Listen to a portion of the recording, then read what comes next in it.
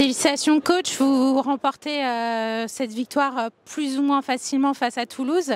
Qu'est-ce qui a changé entre la première et la deuxième mi-temps dans vos consignes par rapport aux joueuses pour maintenir le clean sheet?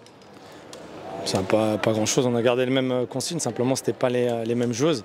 Après je dirais pas facilement parce que même je pense que le score est un peu trompeur. On a quand même été un peu bousculé en première mi-temps. Mais bon, c'est flatteur, surtout qu'on sort d'un troisième match en 4 jours. Donc les filles étaient extrêmement fatiguées. Donc on prend, surtout pour le moral, mais on va surtout corriger et revoir à la vidéo toutes nos erreurs. On a vu qu'il y avait pas mal de changements dès la première mi-temps. Est-ce que c'est suite à des fatigues, à des blessures ou c'était déjà prévu de faire ce genre de changement dans le match? Non, c'était déjà prévu. C'était le temps de jeu. Comme je vous dis, c'est le troisième match en 4 jours.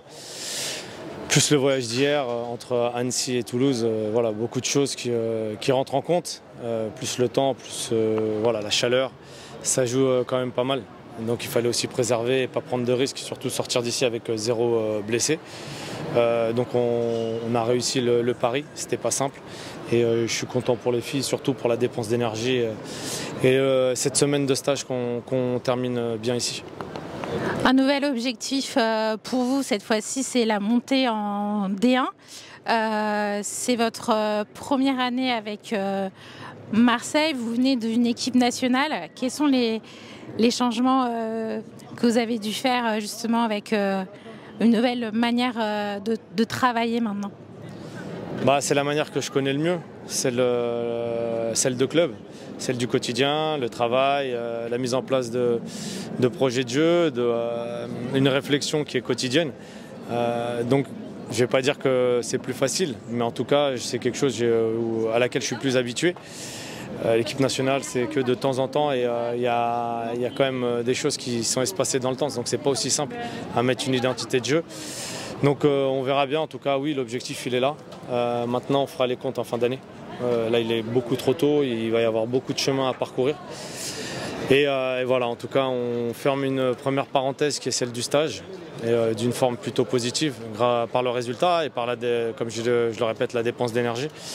Maintenant, voilà, on va repartir sur quelque chose de nouveau la semaine prochaine et en corrigeant les erreurs qui ont eu lieu aujourd'hui et pendant la semaine et en même temps en continuant à perfectionner nos points forts.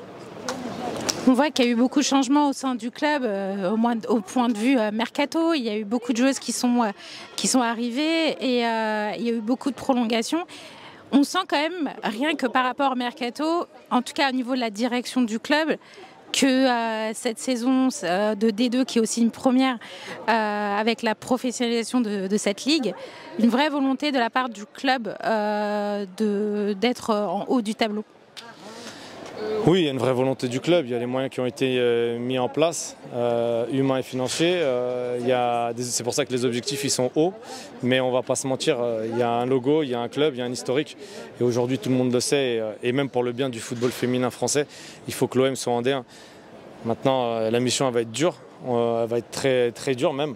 Mais si on veut que l'avancée du foot féminin d'une manière générale en France, il faut que Marseille rejoigne les cadors du football féminin déjà dans un premier temps, mais aussi que le nom de Marseille soit tout en haut de l'affiche comme il l'est au niveau des garçons.